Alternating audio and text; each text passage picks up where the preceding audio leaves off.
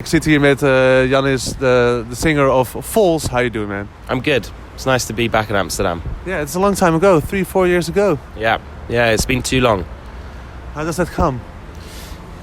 We had to take some time off after what went down. So, we toured that record really hard and it had come quite quickly after Holy Fire. So I think when we got to that point, we really needed to have some time to experience real life again and to find ways of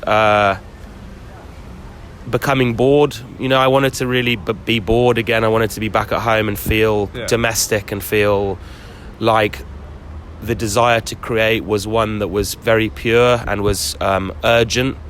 So we took about 8 months off I didn't play the guitar once. What did you do the 8 months? Normal life, you said. But what's normal life for you? It wasn't that. I guess it wasn't that normal. I went to Greece a lot. I have a lot of family in Greece. So I wanted to travel. So I went to Greece. I did a lot of gardening. I spent time with my girlfriend, my cat. You drink a lot of coffee, I read somewhere. I drank a lot of coffee. I read a lot of books. But music was the last thing on my mind. I didn't want to... it was the first time really ever since starting to play the guitar when I was about 13 that I really didn't want to. And it was almost quite scary for a few months because I wondered whether the desire would ever come back. And then it did, and slowly... What's your big love? And you don't like your big love for a few months? Sometimes it's okay to fall out with your big love for a few months. And I think that actually it helped the process a lot, So... I remember I started to feel like the urge to create. I was like, I'm feeling frustrated in certain ways. So I rented a small little writing room in South London near my house. And I started to tentatively, I was teaching myself new technology as well. For me, I was learning how to use Logic and software to record, which I'd never done before. So there was a sense of kind of adventure and... unknowing about the early start to this album, which was exciting for me. It felt fresh. Most of the music starts alone. Either I will have written some loops or just I'll have sketches, I have like simple demos, and then Jimmy also writes alone. He was writing in Germany, and then we bring these ideas into the group sphere, and then they usually change a lot, Okay, but then it's in the group. Yeah, I'm sorry, I'm a little bit laughing because I see it like almost a meeting in an office or something. Like you coming in with your songs, Jimmy's coming in with his songs. Okay, guys, we've got this. Let's start. It's much less polite than that. Okay. It's usually I just sent a bunch of stuff to people, and then I'll give me some feedback, and then.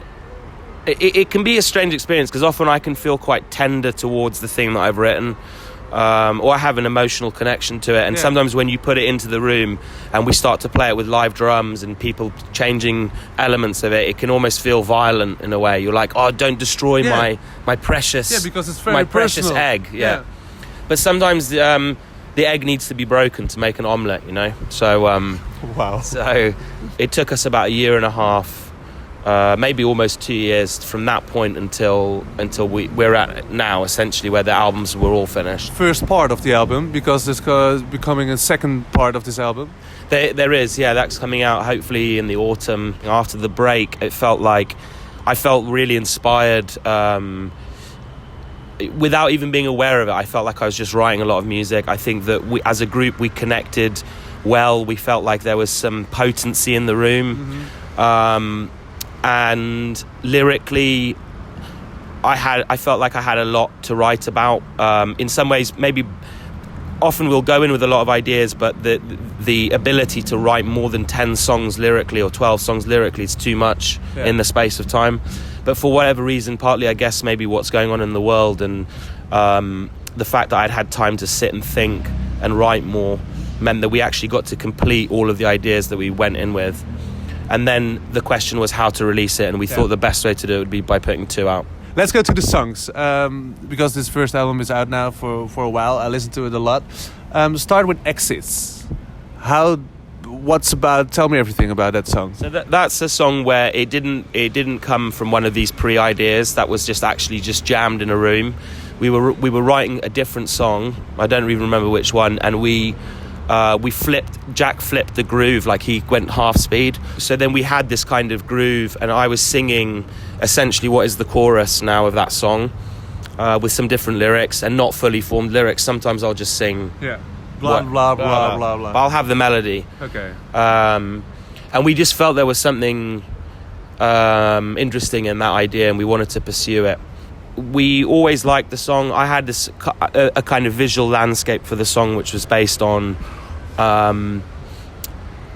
this idea of a subterranean world where people were taking refuge, or perhaps even being imprisoned in certain ways by a lot of the things that we do face in real life. So surveillance, or the lack of nature in the environment, or this idea that the environment is your enemy now, or it poses some threat. So I had a clear visual, almost like a film scene for the song. On the last day before we were almost finished, we'd been in there for a year and a half, changed the bass line in the last few days. Well, that's interesting. Quite entirely. Yeah. We had a totally different bass line that was on bass guitar, and it wasn't feeling right.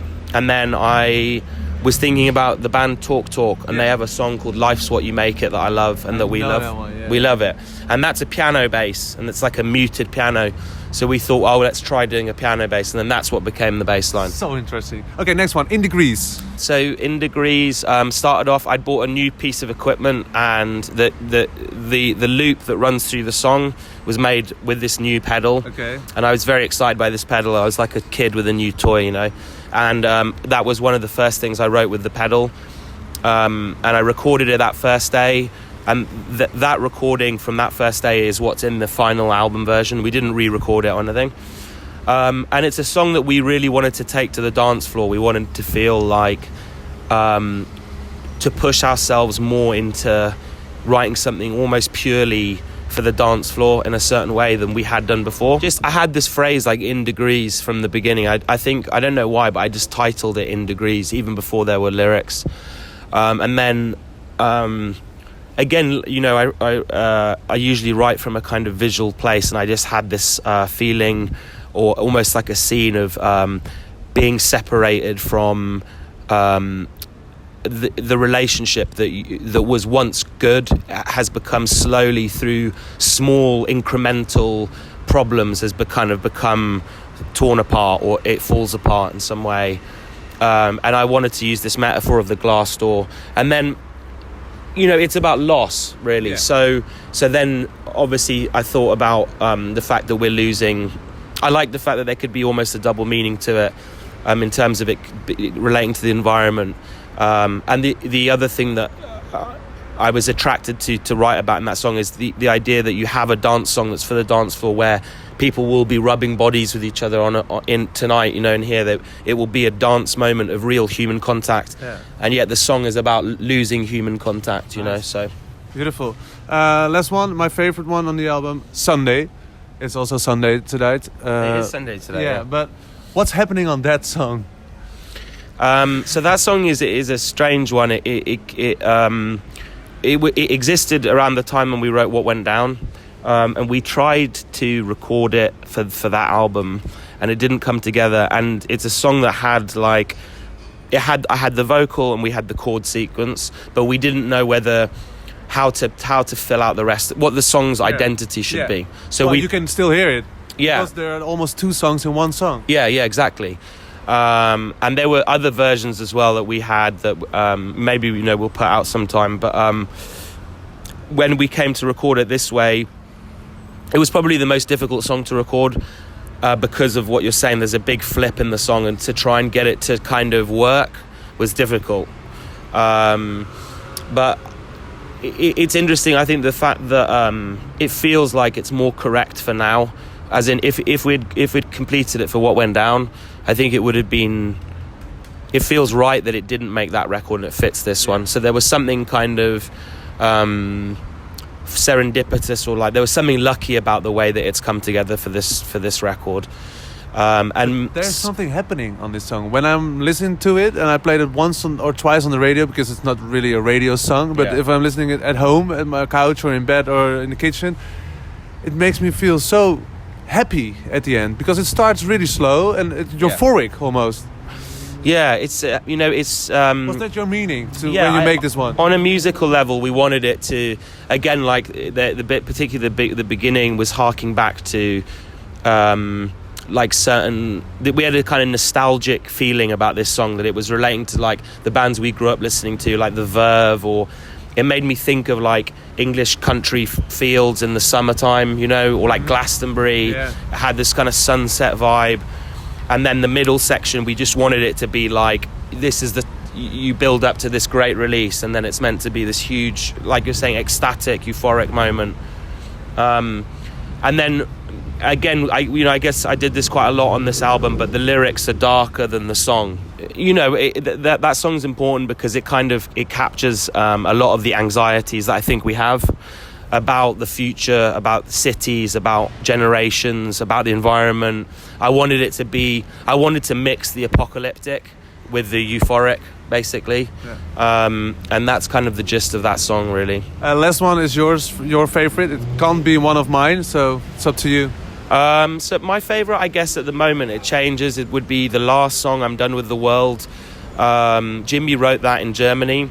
He sent me the music basically finished. And I woke up in England to this music that he had sent me, and I was hungover, and it was an autumn day, and I opened my window, and there was a fox in my back garden that was wounded on top of a shed. What's a shed? Like it's where I store like the gardening tools and stuff. Yeah. So it was on the top, and I felt like it moved me, because I could see it was limping. I had a broken leg or something, and I called up the RSPCA, which is like the British wildlife conservation people. I said, what can I do about the fox? And they didn't really have an answer.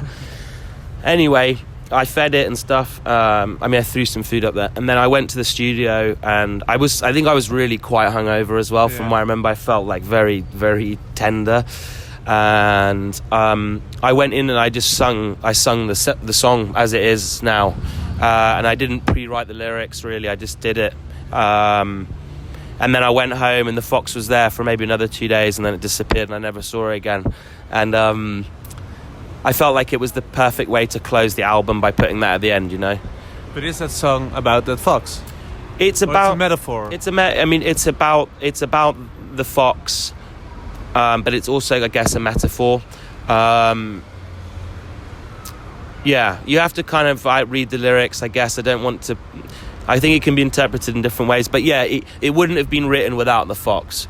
So, if the fox is listening out there somewhere, you never know, maybe it will like it. Well, if I play that song on the radio, I always see that fox, that wounded fox. Yeah.